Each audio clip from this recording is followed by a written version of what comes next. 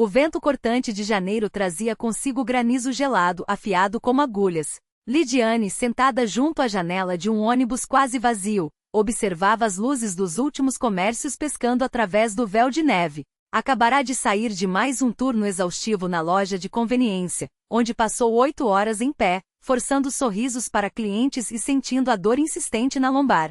Fechou os olhos por um instante, aliviada ao pensar que faltavam apenas 4 paradas até chegar em casa. Foi então que o celular vibrou no bolso do casaco, tocando uma melodia familiar. A voz de Artem, ao outro lado da linha, soava estranhamente animada para aquela hora da noite. Lidi, você está chegando? Daqui a uns 15 minutos, respondeu, esfregando a ponte do nariz com cansaço. E você, por que ainda está acordado? Amanhã tem trabalho. Não vai acreditar, mas acabei de comprar uma coisa incrível, revelou ele, entusiasmado. Um notebook. 8ª geração, 16 GB de memória RAM. Sabe como ele voa? Algo estalou na mente de Lidiane. Artem espera. Que notebook? Com que dinheiro? O silêncio breve que se seguiu confirmou seus piores pressentimentos. Peguei aquele dinheiro que a gente estava juntando, admitiu ele, agora com um tom defensivo. Tava em promoção, não podia perder essa chance. É um investimento no nosso futuro, vou conseguir trabalhos melhores. Em 3, 4 meses a gente repõe tudo com juros. As imagens desfilavam em sua cabeça. O apartamento de 2 quartos que haviam visitado, o buquê de margaridas que imaginara segurar, o vestido branco dos sonhos. Tudo aquilo para o que haviam economizado cada centavo nos últimos 6 meses. Você gastou os 35 mil? Aqueles que a gente guardava para a casa nova? Para a nossa, sua voz falhou. Para o casamento, Lidi? Ora, isso aqui é para o nosso futuro também, retrucou Artem irritado. Com esse equipamento vou pegar projetos muito melhores. O antigo já não aguentava mais, você sabe disso. O ônibus freou na parada seguinte, as portas se abrindo com um chiado. Lidiane levantou-se sem pensar, como se movida por um impulso. Sabe de uma coisa, disse com uma frialdade que nem reconheceu como sua. Vou descer antes. Preciso caminhar um pouco, apesar do tempo. Você enlouqueceu? Tá uma nevascada lá fora, protestou ele. Preciso de ar, cortou ela, desligando o telefone e descendo do ônibus aquecido para a tempestade de neve. O vento a golpeou de frente, infiltrando-se pela gola do casaco e provocando um arrepio imediato. Deve estar uns 16 graus negativos, calculou mentalmente. Puxou o gorro até as sobrancelhas e começou a andar pela trilha coberta de neve entre os prédios. A ventania parecia enfurecida, lançando rajadas de 12 metros por segundo que cegavam com flocos gelados. Os montes de neve chegavam aos joelhos. Como quando eu era criança, lembrou, recordando-se da mão pequena apertada na da mãe, que a guiava através de tempestades como aquela até a escolinha. A memória da mãe trouxe consigo as últimas palavras dela. Filha, não tenha pressa na vida. Observe bem quem está ao seu lado. Alguém que não te abandona nas dificuldades, que te ampara quando precisar. Alguns vultos passavam apressados, tentando escapar da fúria do tempo. Lidiane caminhava devagar, tentando organizar os pensamentos sobre a conversa com Artem. Será que estou sendo dura demais? Ele realmente quer o melhor para nós dois. Mas por que não me consultou? Por que simplesmente tomou uma decisão sozinho? Sem perceber, entrou em um pequeno parque entre 2 prédios de 5 andares. Ali, o vento soprava com menos intensidade. As árvores altas criavam um refúgio temporário. Ela diminuiu o passo, esquadrinhando a neblina branca. Algo escuro se destacava em um banco próximo ao playground. Deve ser uma bolsa esquecida, pensou, mas mesmo assim aproximou-se. Não era uma bolsa. Sobre o banco, quase completamente coberta pela neve, estava uma mulher. Vestia um casaco fino, sem chapéu, os cabelos castanhos espalhados pelos ombros, salpicados de flocos. Lidiane correu até ela, afastando a camada de neve. Ei, me escuta! Chamou, sacudindo-a levemente pelos ombros. A desconhecida não reagia. Ao limpar o rosto dela, arfou. A pele pálida exibia hematomas e um corte na sobrancelha sangrava, o sangue já começando a congelar em crostas escuras. Com dedos trêmulos buscou o pulso no pescoço da mulher, fraco, quase imperceptível, mas presente. A respiração era irregular e superficial. Não, murmurou, tirando o celular às pressas para discar o número da emergência. Não morra, ouviu? Não se atreva. Os sinais de espera pareciam intermináveis até que uma voz feminina, cansada, atendeu. SAMU, bom dia. Lidiane explicou a situação atropeladamente, dando o endereço. A atendente fez uma pausa antes de responder. Seca. Todas as equipes estão ocupadas. Hoje, por causa do gelo, houve muitos acidentes. 22 só na cidade. Aguarde, a ambulância chegará. Em quanto tempo? Indagou Lidiane desesperada. Aproximadamente 1 hora, talvez um pouco mais. 1 hora, exclamou. Ela vai congelar até lá. Está inconsciente e mal vestida. Tente aquecê-la se tiver como, orientou a atendente impassível. Evite movê-la sem necessidade. Mantenha-a abrigada. Lidiane desligou, olhando ao redor com urgência. As palavras da mãe ecoaram em sua mente. O sofrimento alheio é também o seu. Nunca ignore minha filha. A decisão veio instantânea. Tirou o próprio casaco e cobriu a mulher, ficando apenas com a blusa de baixo. O frio a atingiu como uma lâmina, mas ela não sentiu mais. Passando os braços por baixo dos da desconhecida, tentou levantá-la. Vamos, me ajuda um pouco, sussurrou, embora soubesse que a mulher não a ouvia. O corpo era surpreendentemente leve, como se esvaziado. Lutando contra as rajadas, Lidiane começou a arrastá-la em direção ao seu prédio. 300 metros se transformaram em uma jornada sem fim. A cada poucos passos precisava parar, ofegante. As mãos doíam de frio, os pés afundavam na neve espessa. Aguenta firme, querida, repetia, forçando as pernas a se moverem. Logo estaremos em um lugar quente. Ouviu sua própria voz entrecortada. Não morra nos meus braços, entendeu? As lágrimas se misturavam às gotas de neve derretida em seus cílios. O vento uivava como se quisesse impedi-la de seguir. Mas Lidiane avançava teimosa, apertando contra si aquela estranha, sentindo-a tremer levemente, sinal de que o corpo ainda lutava. Quando avistou a silhueta familiar de seu prédio, quase chorou de alívio. Rangendo os dentes, venceu os últimos metros, arrastando o corpo quase inerte pela trilha coberta. Na entrada, um último esforço, subir os degraus escorregadios. Antes de bater a porta do apartamento, hesitou. O que Artem diria? Como explicaria? Mas essas dúvidas já não importavam. Tremendo de exaustão, tocou a campainha. Faltava pelo menos meia hora para a ambulância chegar. Porém, Lidiane sabia, havia ganhado tempo. Aquela mulher viveria. A porta se abriu antes que tirasse as chaves. Artem estava à frente, desalinhado, de calça de moletom e camiseta desgastada. Ao vê-la carregando uma desconhecida ensanguentada, recuou, chocado. Você perdeu a cabeça? Balbuciou, os olhos arregalados. Quem é essa? Não faço ideia, respondeu Lidiane, sentindo as mãos formigarem. Encontrei no parque. Tava congelando. Ajuda a levar ela pra dentro, a gente conversa depois. Artem permaneceu imóvel no vão da porta, indeciso. Espera, vamos pensar direito, disse, passando a mão nervosa pelos cabelos. E se ela for viciada ou doente ou estiver sendo procurada? A gente não precisa de encrenca. Artem, cortou ela, a voz firme como aço. Uma pessoa está morrendo. Que encrenca em mim? Ele apontou para o relógio na parede. Você viu que horas são? O relógio marcava quase meia-noite. Amanhã você tem prova, lembrou Artem, a voz carregada de exageração. Esqueceu? E onde a gente vai botar ela? Moramos num cubículo, Lida. A mulher nos braços dela estremeceu, e um calafrio percorreu a espinha de Lida. Se não quer ajudar, sai da frente, sibilou entre os dentes, a mandíbula travada. Eu dou o jeito sozinha. Com as pernas trêmulas de cansaço, ela se espremeu pelo vão da porta, arrastando a desconhecida em direção ao sofá da sala.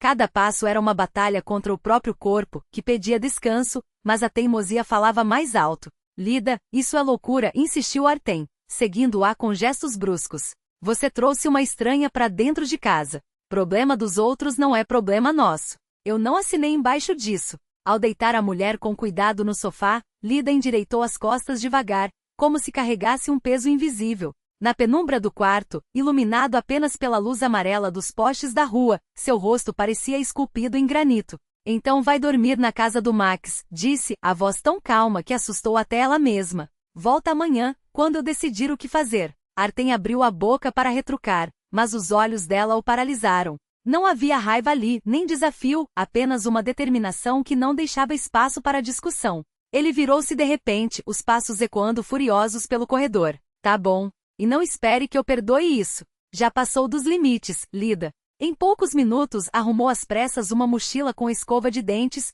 o notebook e uma camiseta limpa. A porta bateu com força, e o som de seus passos pela escada se perdeu na noite. Só quando o silêncio voltou a reinar, Lida permitiu-se afundar no sofá, ao lado da estranha. O que eu estou fazendo? A dúvida cruzou sua mente como um relâmpago, mas se dissolveu tão rápido quanto surgiu, afogada pela lista de coisas urgentes. Acendeu a luminária da mesa e pela primeira vez, viu com clareza o rosto da mulher que salvara. 40 e poucos anos, talvez um pouco mais. Apesar dos hematomas e arranhões, ainda era possível ver traços de uma beleza que o tempo, ou algo pior, havia desgastado. Os cabelos castanhos, longos e emaranhados, espalhavam-se molhados sobre o travesseiro, como se o inverno tivesse se agarrado a eles. Lida desabotoou com cuidado o casaco fino da desconhecida e levou um susto. A blusa por baixo estava rasgada, expondo o ombro marcado por um enorme roxo arroxeado, quase preto. Quando removeu a roupa por completo, o que viu a deixou sem fôlego, um mapa de violência estampado na pele.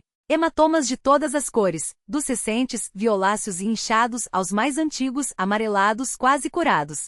Meu Deus, sussurrou, sentindo a bile subir pela garganta. Quem fez isso com você? Com mãos que tremiam apenas um pouco, foi até o banheiro buscar a caixa de primeiros socorros. Fragmentos das aulas de primeiros socorros da faculdade voltaram à tona. Em casos de hipotermia, não aquecer bruscamente. Não esfregar. Começar pelas extremidades. Limou as feridas visíveis com antisséptico, secando com delicadeza o sangue coagulado no rosto da mulher. Depois, vestiu nela uma camiseta limpa, a sua própria, e a enrolou em um cobertor grosso. Enquanto o bule esquenta, preparou um chá doce com hortelã e limão. Com cuidado, levantou a cabeça da desconhecida e tentou fazer com que tomasse alguns goles.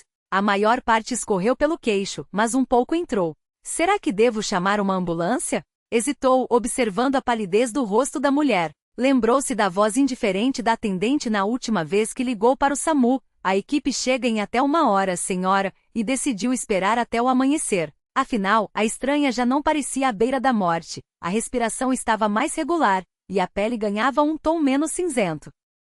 A noite se arrastou, interminável. Lida não fechou os olhos, com medo de que o estado da mulher piorasse. Sentada ao lado do sofá, checava o pulso a cada meia hora, trocava as compressas na testa e aquecia os pés da desconhecida com uma bolsa de água quente. Em algum momento percebeu que não sentia falta de Artem. Seu egoísmo, exposto tão cruamente quando uma vida pendia na balança, havia revelado uma rachadura que ela nunca notara antes. Problema dos outros não é problema nosso. A frase ecoava em sua cabeça, soando como um veredicto sobre algo que sempre esteve ali, mas que ela se recusará a enxergar. Foi só quando o céu começou a clarear, tingindo as janelas de um rosa pálido, que a desconhecida mexeu-se. Lida, que cochilava no braço da poltrona, despertou de sobressalto. Você me ouve? Como está se sentindo? A mulher abriu os olhos de repente e sentou-se com um movimento brusco, o olhar selvagem, como um animal acossado. Onde eu estou? Perguntou com voz rouca, tentando se levantar. O Max. Ele vai me encontrar. Calma, calma, Lida assegurou pelos ombros com suavidade. Você está segura. Eu te encontrei ontem no parque, quase congelando. Meu nome é Lida. E o seu? A mulher a encarou por longo tempo, como se avaliasse se podia confiar naquela estranha. Finalmente murmurou, Valentina. Valentina Sokolova. Muito prazer, Valentina, sorriu Lida, mesmo sem saber se seria correspondida. Vamos até o banheiro, depois eu te dou um chá quente. E acho que devíamos chamar um médico. Não. Valentina agarrou seu braço com uma força surpreendente. Nenhum médico, nenhuma autoridade. Meu marido tem contatos em todo lugar, na polícia, nos hospitais. Só vai piorar as coisas.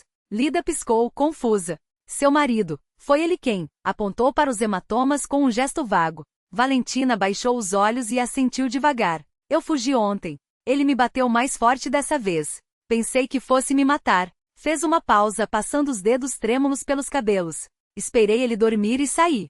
Mas não calculei direito as forças. Sentei num banco para descansar e, acho que desmaiei. Lida apertou sua mão em silêncio. Antes não era assim, continuou Valentina, olhando para o vazio. Eu vivia bem.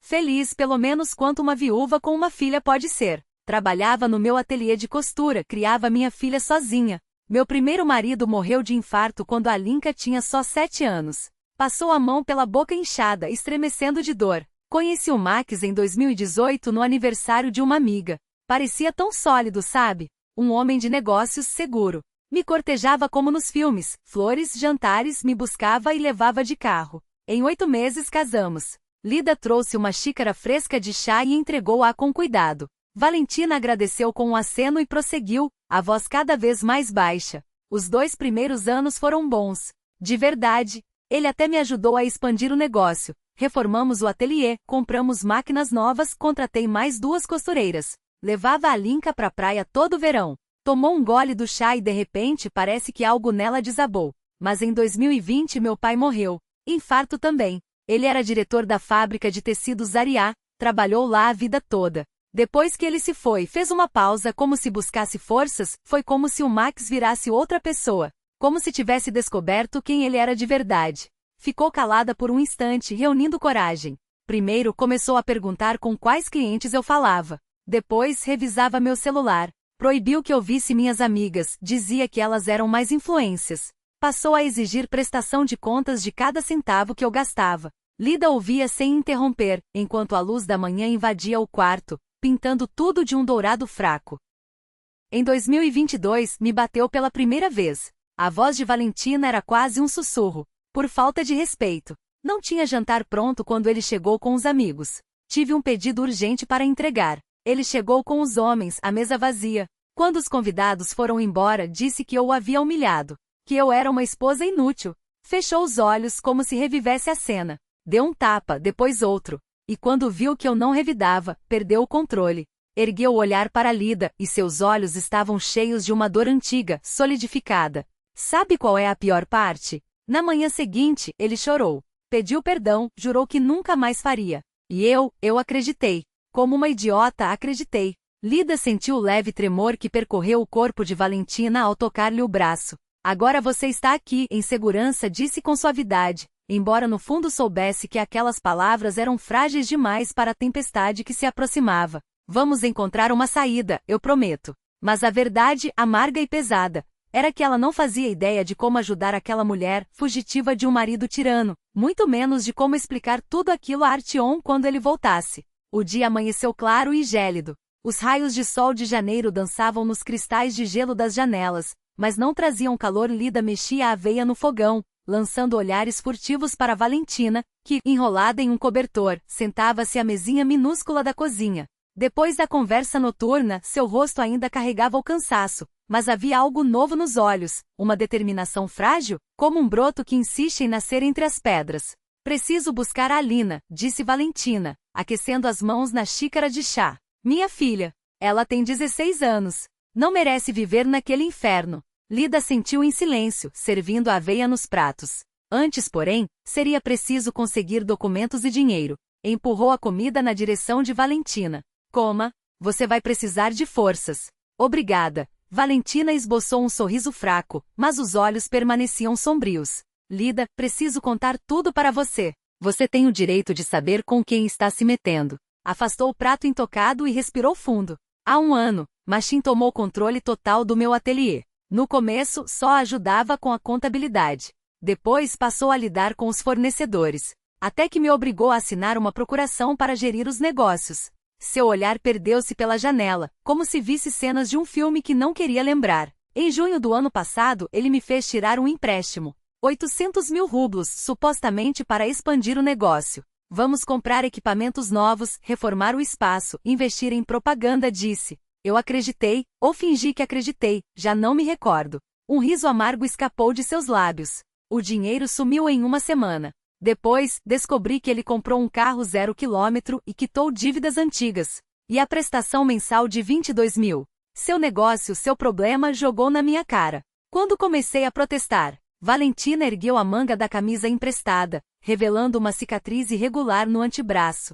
Ele me jogou contra a mesa de vidro. Cortei-me nos cacos. E enquanto eu sangrava no chão, puxou-me pelos cabelos e sussurrou no ouvido. Se resistir, começo a mexer com a linha. Ela tem justamente a idade que eles preferem. Lida sentiu um calafrio. Instintivamente afastou-se, como se pudesse escapar daqueles horrores apenas com o movimento. E você não tentou denunciar? Procurar a polícia, um centro de apoio? Valentina balançou a cabeça. Ele tem contatos em todos os lugares. Nos anos 90 não era exatamente um cidadão modelo. Muitos daqueles irmãos de então hoje usam farda ou terno. Uma vez, há 2 anos, tentei. Tinha um hematoma no olho que não dava para esconder. Fui a uma delegacia do outro lado da cidade.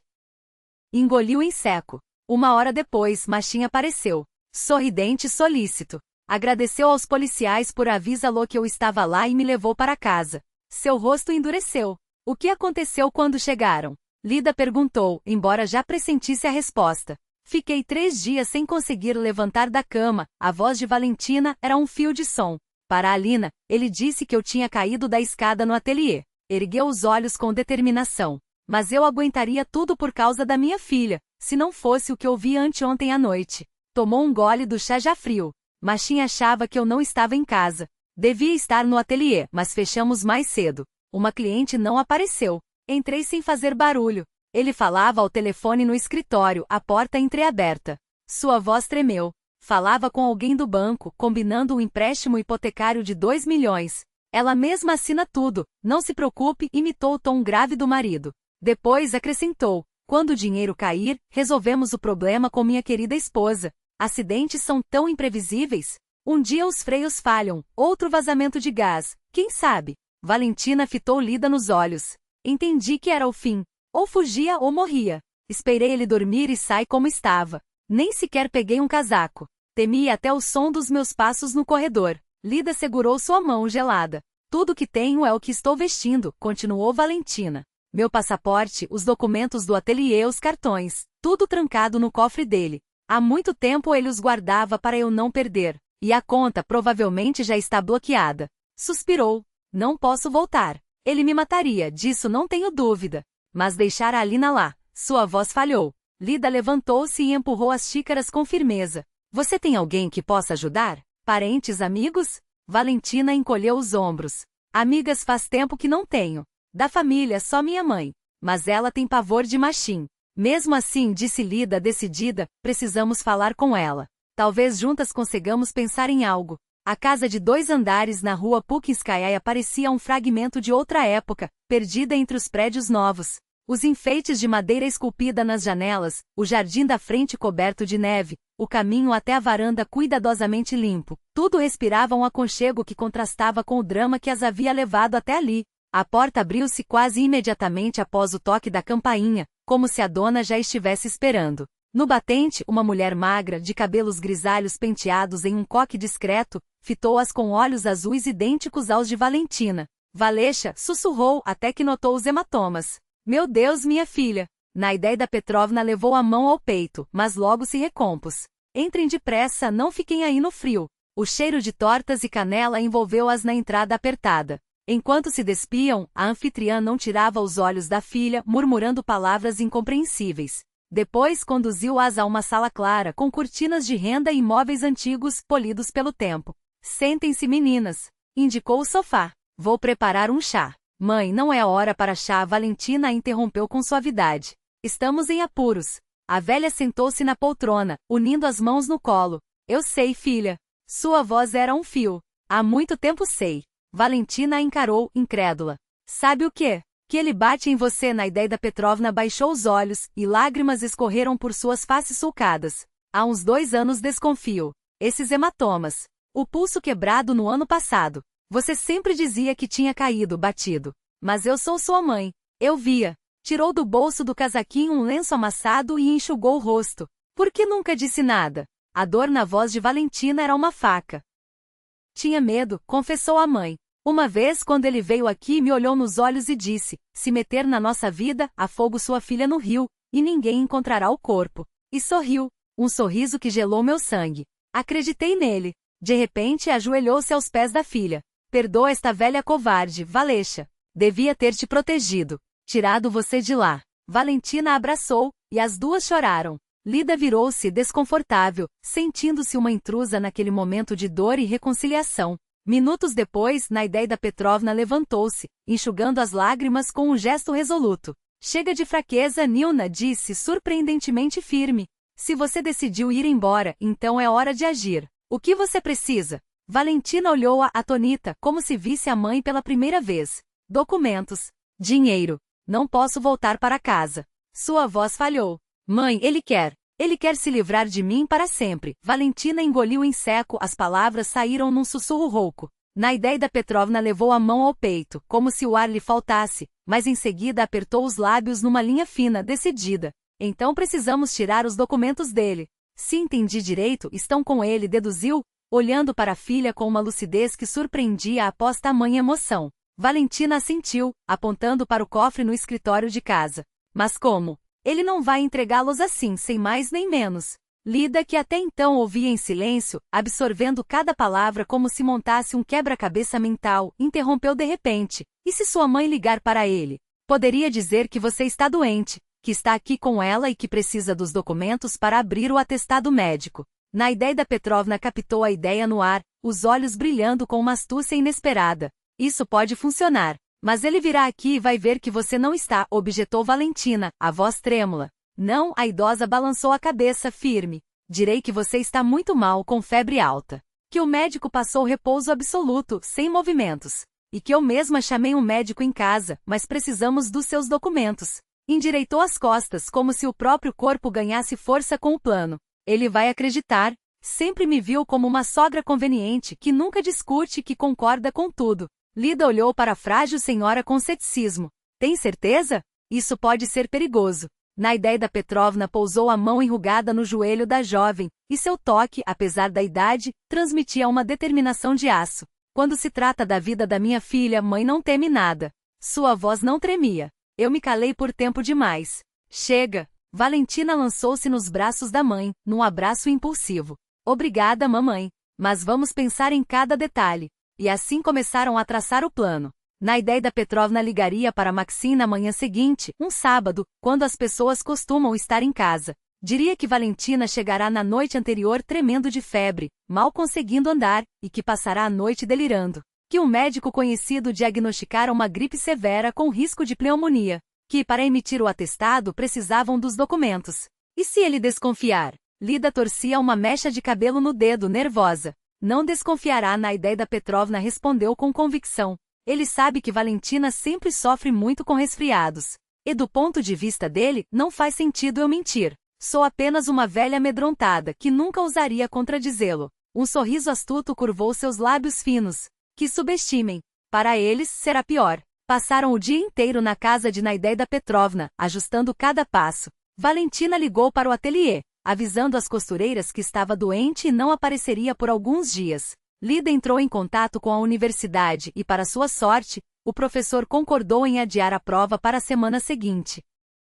Ao anoitecer, voltaram para o apartamento de Lida. O momento crucial chegaria no dia seguinte. Na manhã de sábado, Naideda Petrovna faria aquele telefonema. Ao se deitarem, Valentina murmurou, olhando para o teto. Acho que ele vai perceber. Precisamos estar preparadas para fugir da cidade. Caso ele descubra que eu parti para sempre. Não vai desistir. Lida sentiu em silêncio, compreendendo a gravidade da situação. Não percebera quando se vira envolvida numa história que poderia terminar muito mal, mas no fundo, não sentia nenhum arrependimento. Só uma determinação fria, ajudar. Vamos conseguir, afirmou, puxando o cobertor sobre os ombros de Valentina. Agora descanse. Amanhã é um dia importante. Mas nenhuma das duas conseguiu dormir. Ficaram ouvindo o uivo do vento de janeiro bater nas janelas, enquanto os pensamentos giravam em torno do que viria pela manhã. O sábado amanheceu cinzento. Nuvens baixas arrastavam-se sobre os telhados, prometendo neve ao entardecer. O ponteiro dos minutos no relógio da cozinha de Lida marcava 8h07 quando o telefone tocou. Está tudo pronto. A voz de Naideda Petrovna soava tensa. Vou ligar para ele daqui a 3 minutos. Valentina apertou a mão de Lida com tanta força que os nós dos dedos ficaram brancos. Sentadas à mesa da cozinha, sem tocar no chá já frio, ouviram o alto-falante do celular colocado sobre a toalha xadrez. 3 minutos se esticaram numa eternidade. Maxim Viktorovich, bom dia. Sou Naideda Petrovna, a voz da idosa soava assustada, apressada, exatamente como deveria. Uma pausa. Lida segurou a respiração. Sim, desde ontem à noite. Chegou aqui ensopada, tremendo, os olhos ardendo. Febre de quase 40 graus.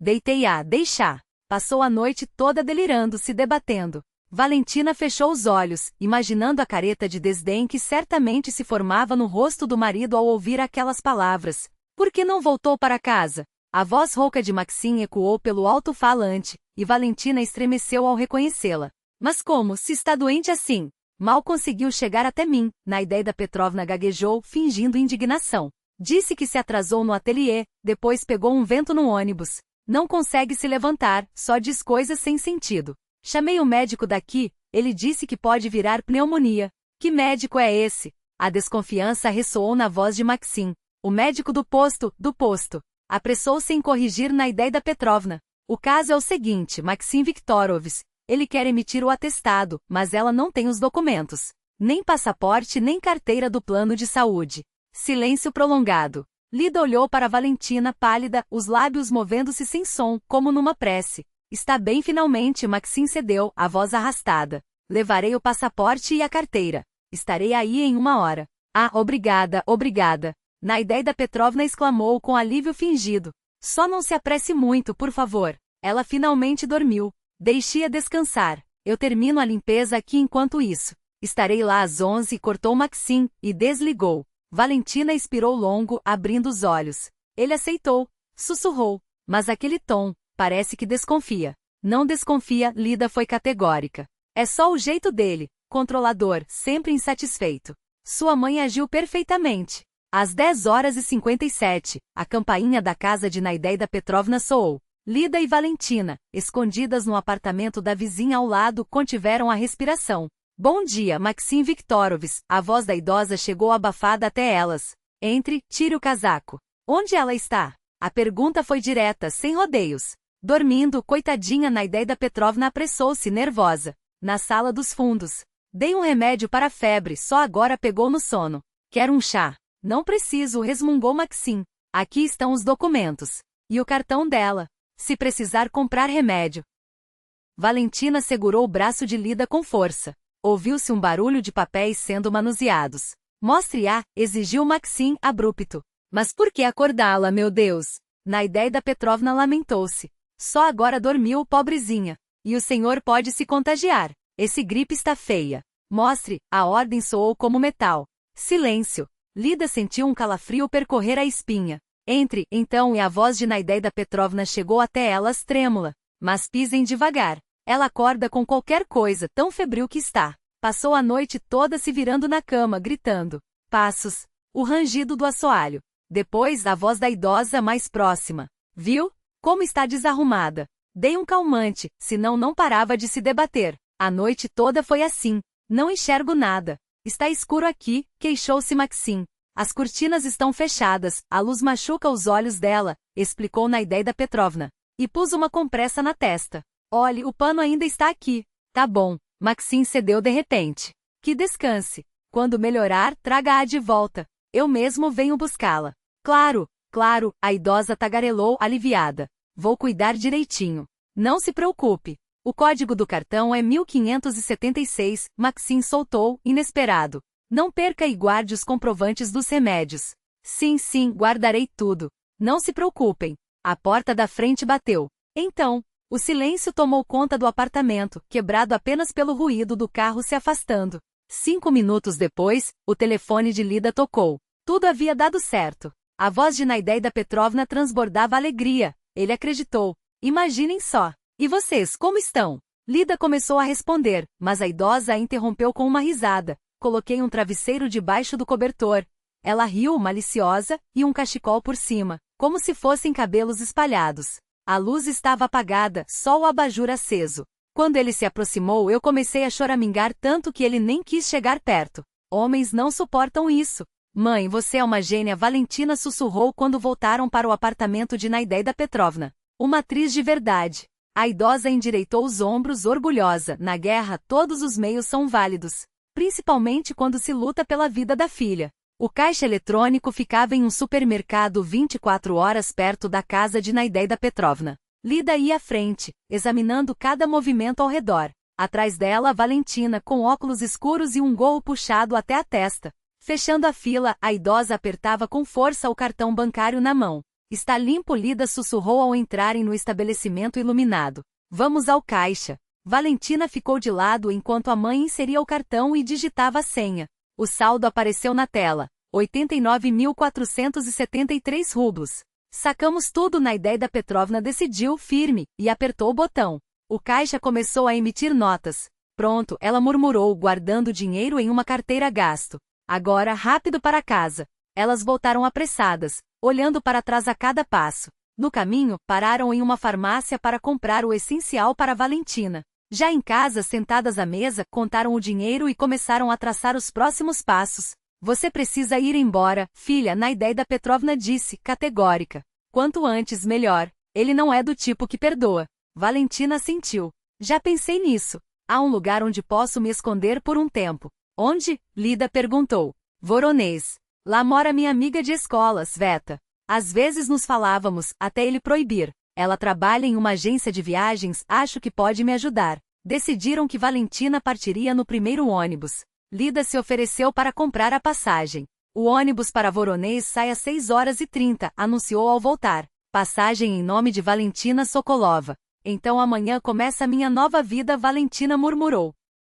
Passaram o resto do dia se preparando. Naidéida Petrovna arrumou uma pequena mala com roupas para a filha. Valentina escreveu uma longa carta para Alina, página após página, sem conter as lágrimas. Você entrega para ela, mãe? Só quando tiver certeza de que é seguro. E então explicarei tudo. A idosa abraçou a filha. Perdoe minha covardia todos esses anos. Eu deveria ter interferido antes. Você me salvou, mamãe. Valentina a apertou com força. E eu voltarei para buscar Alina. Assim que me estabelecer e tiver certeza de que não nos encontrarão. Combinaram um código de comunicação. Valentina ligaria toda semana para Zenaida Pavlovna, vizinha de Naidéida Petrovna, que repassaria as notícias. Antes de dormir, a idosa tirou debaixo do colchão uma caderneta de poupança surrada. Aqui leve e estendeu à filha notas cuidadosamente dobradas. 1000 rublos. Todas as minhas economias. Mãe, não. Valentina tentou recusar. Minha aposentadoria dá para mim? A idosa insistiu. Você precisa começar do zero. A última noite antes da partida, Valentina passou no apartamento de Lida. Ficaram horas na cozinha, falando baixo. Nunca imaginei que tudo terminaria assim, Valentina confessou, olhando pela janela para a cidade adormecida. De manhã, acha que é mais um dia comum, e à noite sua vida vira de cabeça para baixo. Mas para melhor, Lida respondeu, suave. Graças a você. Valentina se virou para ela. Você me deu uma segunda chance, Lida. Se não fosse por você. Eu só estava por perto. Lida se encolheu, constrangida. Qualquer um teria feito o mesmo. Não, não qualquer um. Valentina balançou a cabeça. Seu Artyom, por exemplo, não quis ajudar. Lida calou-se, mas sabia no fundo que era verdade. Antes de dormir, Valentina tirou um envelope da bolsa. Aqui pegue, estendeu a Lida. 30.000 rublos. O quê? Não, Lida recuou. É seu dinheiro. Vocês precisam mais. Você gastou tempo, energia, arriscou seu relacionamento. Valentina insistiu. Por favor, aceite. Guarde para sua festa de casamento. Lida ia recusar, mas algo no olhar da outra a fez parar. Não era só gratidão, era uma necessidade de retribuir, de preservar a própria dignidade. Obrigada, ela aceitou o envelope, baixinho. Mas não precisava. Precisava sim, Valentina sorriu. Assim fico mais tranquila. O terminal rodoviário as recebeu com o frio úmido da madrugada e o murmúrio de poucas vozes. O alto-falante anunciou o embarque para Voronezh. Passageiros, na maioria mulheres idosas com malas enormes, se dirigiram ao ônibus. É isso, Valentina abraçou Lida com força. Obrigada por tudo. Escreverei assim que me estabelecer. Tomem cuidado. Lida segurou suas mãos. E nos avise quando chegar bem. Valentina assentiu, ajustou o gorro e caminhou decidida até o ônibus. Na porta virou-se e acenou. Lida acenou de volta, lutando contra o nó inesperado na garganta. As portas se fecharam. O motor ligou e o veículo, solando fumaça azulada, partiu. Lida ficou na plataforma, acompanhando com os olhos as luzes traseiras até elas se dissolverem na névoa do amanhecer. O sol de abril entrava com suavidade pelas janelas do novo apartamento de 2 quartos na rua Vezenaia. Lida movia-se devagar pela sala, acariciando a barriga enorme. Faltavam apenas 2 semanas para a data prevista do parto. Seu pequeno ninho familiar ia se enchendo de coisas de bebê. No canto do quarto, o berço já montado. Nas prateleiras do armário, pilhas de fraldas e bares. No corredor, um carrinho novo, ainda na embalagem. Tem certeza de que dá conta do jantar? Artyom apareceu na porta do banheiro, escova de dentes na mão. Posso fazer eu mesma, Lida sorriu. Vá se barbear, senão vai se atrasar. Ele piscou e sumiu no banheiro. Lida sentou-se na beirada do sofá, recordando como tudo havia mudado nos últimos 15 meses. Depois da história com Valentina, ela e Artyom demoraram a se reencontrar. Ele voltou no dia seguinte à partida dela, inquieto, tentando se explicar, mas uma parede invisível o separava. Lida enxergou nele algo que antes não percebia por trás da máscara do namorado carinhoso: egoísmo, falta de empatia, o desejo constante de permanecer na zona de conforto. Mas o tempo cura. Pouco a pouco, Artyom começou a mudar, como se aquele episódio com uma estranha tivesse quebrado algo dentro dele, forçando-o a refletir. Um dia chegou em casa com um buquê de flores silvestres e disse: "Quero ser melhor. Ensine-me a ver as pessoas como você as vê." Em setembro de 2024, casaram-se em uma cerimônia simples. Lida já trabalhava como professora de história em uma escola, um salário modesto de 38 mil rublos, mas uma paixão. Artyom havia sido promovido em sua empresa de TI, e seu salário subira para 62 mil. Com a ajuda dos pais conseguiram financiar um pequeno apartamento de 2 quartos em um bairro novo. Em agosto, Lida descobriu que estava grávida. Agora, acariciando a barriga firme, refletia sobre como as vidas humanas se entrelaçavam de maneiras surpreendentes.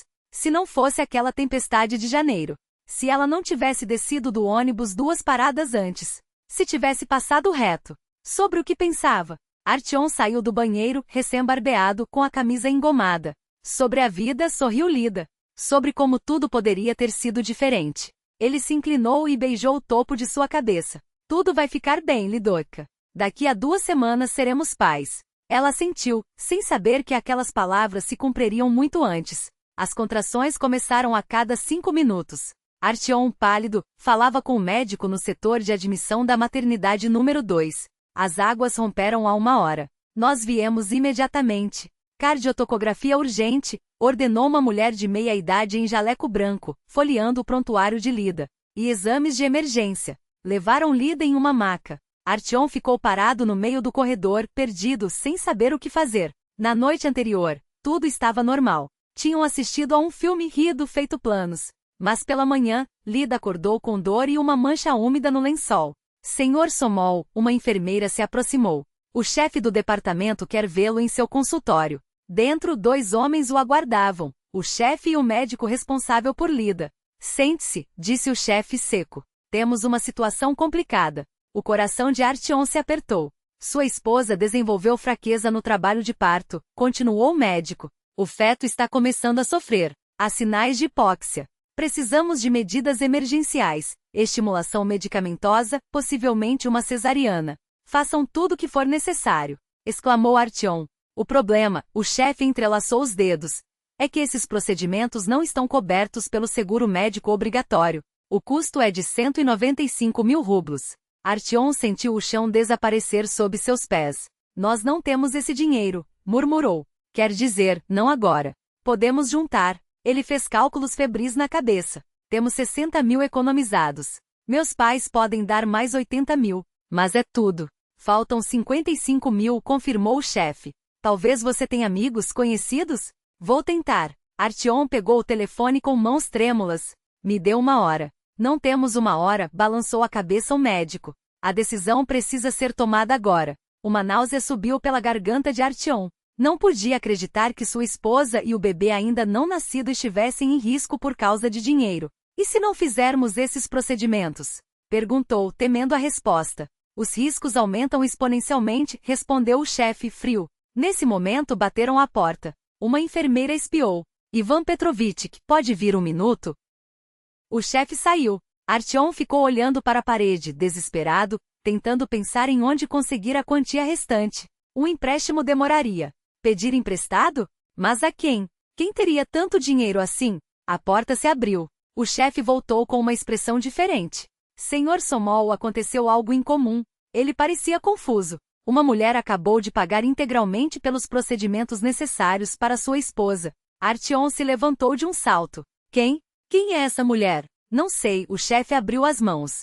Ela preferiu permanecer anônima. Uma senhora elegante por volta dos 40, bem vestida. Deixou o dinheiro e pediu para não revelar quem fez o pagamento. Quando nossa recepcionista se distraiu com uma ligação, ela simplesmente saiu. Mas como ela soube? Balbuciou Artyom, atordoado. Isso também não sei. Ajustou os óculos o chefe. Mas o importante é que podemos começar. Vamos. Precisamos assinar o consentimento para a cirurgia. Asterisco. Parabéns, senhor Somol, você tem uma filha, sorriu a parteira saindo da sala de parto. 3,2 kg, 51 centímetros. Uma beleza. Artyom, exausto após horas de espera, iluminou o rosto. E Lida? Como está Lida? Tudo bem, assentiu a parteira. A operação foi um sucesso. Agora vão levá-las para o quarto. Você poderá visitá-las daqui a 1 hora. Quando entrou, Lida estava semideitada em travesseiros altos, pálida, mas radiante. Ao seu lado, em uma incubadora transparente, dormia uma menininha com um tufo de cabelos escuros. Oi, papai, sorriu Lida, fraca. Conheça sua filha. Artyom tocou com o dedo a mãozinha minúscula. Ela é perfeita, sussurrou. Como vamos chamá-la? Nadeza, respondeu Lida sem hesitar. Nádia? Nadeza? Surpreendeu-se Artyom. Não era para ser Ekaterina ou Ana. Mudei de ideia, disse Lida suave. Nadeza é um nome lindo, em homenagem a uma mulher muito corajosa. 5 dias depois receberam alta. Lida já conseguia andar, embora devagar. A pequena Nádia, embrulhada em um cobertor bordado, chupava tranquilamente o dedo nos braços da mãe. Pronto, Artyom abraçou o ombro da esposa com cuidado. O carro está esperando lá embaixo. Pronto, concordou Lida. Ao saírem do quarto, uma enfermeira os chamou. Senhor e senhora Samou, esperem. Isto é para vocês. Entregou-lhes um enorme buquê de rosas brancas e um pequeno envelope. Quem? Perguntou Artyom. Não faço ideia, a enfermeira deu de ombros. Um entregador trouxe. Lida, passando a filha para o marido, abriu o envelope com dedos trêmulos. Dentro, um cartão e uma fotografia. Querida Lidotka, lia-se na mensagem. Pelo bem sempre se paga com o bem. Na foto, uma Valentina transformada. Cabelos bem cortados, roupas elegantes, o rosto mais sereno. Ao seu lado, uma jovem morena de jaleco médico, uma cópia sorridente da mãe. Lida virou a imagem. No verso estava escrito: minha Lina entrou na faculdade de medicina, trabalha como enfermeira. Somos felizes e livres. É ela? Artyom não conseguia acreditar. Sim, respondeu Lida, a voz embargada. Aquela mulher que você salvou na neve. Foi ela quem pagou pela operação? Lida apenas assentiu, incapaz de falar, a emoção apertando sua garganta. Como ela soube? Artyom balançou a cabeça. Não sei, sussurrou Lida. Talvez nos tenha observado todos esses meses? Talvez tenha me visto entrando na maternidade? Que diferença faz? Ela pressionou a foto contra o peito e olhou para a filha dormindo nos braços do pai. Agora entendo, disse Artyom de repente, olhando para a esposa com ternura e admiração. Por que você não conseguiu passar reto naquela noite? Eu teria passado. E teria seguido mesmo. Lida sorriu entre lágrimas. A bondade sempre volta. Só não percebemos sempre. Ela tocou a face do marido. Vamos ensinar isso à nossa Nádia, certo? A nunca ignorar o sofrimento alheio. Tomou a filha nos braços e observou seu rostinho tranquilo, que guardava a paz dos primeiros dias. Agora sei com certeza. Existe justiça no mundo, murmurou Lida. E ela começa com cada um de nós. Saíram pelas portas da maternidade para um dia ensolarado de primavera. À frente, uma longa estrada os esperava. Uma estrada em que jamais passariam indiferentes diante da dor de outro. Porque às vezes, um encontro casual em meio a uma tempestade pode mudar não uma, mas muitas vidas. Em um ateliê aconchegante nos arredores de Voronezh, uma mulher elegante de cabelo impecável retornava ao seu trabalho, sorrindo para pensamentos que só ela conhecia. Naquele dia sentia uma leveza inexplicável, como se tivesse fechado o último capítulo de um livro longo e difícil.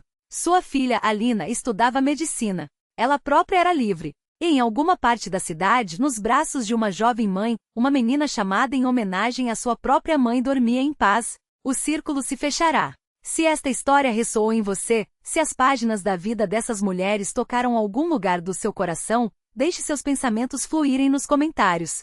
Às vezes as palavras que compartilhamos são como sementes plantadas em solo fértil, nunca se sabe qual flor pode nascer delas. Um gesto simples como um dedo levantado ou um compartilhamento com alguém que também possa se emocionar faz toda a diferença. É assim que histórias como esta ganham asas e cruzam fronteiras, unindo pessoas que mesmo sem saber, carregam fios semelhantes em suas próprias narrativas.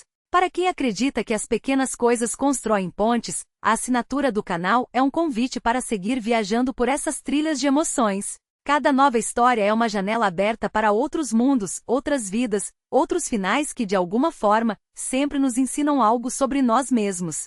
E se quiser mergulhar ainda mais fundo, no espaço reservado à descrição, você encontrará um acervo de relatos, cada um com seu ritmo, sua dor e sua luz. Que eles o acompanhem nos momentos de pausa, como um café quente em uma tarde fria ou uma brisa suave após o calor do dia. Que a saúde lhe seja companheira fiel e que o humor, mesmo nos dias cinzentos, encontre brechas para colorir sua rotina. Afinal, a vida, como uma boa história, merece ser vivida com páginas cheias de significado, e quando possível com um sorriso no canto dos lábios.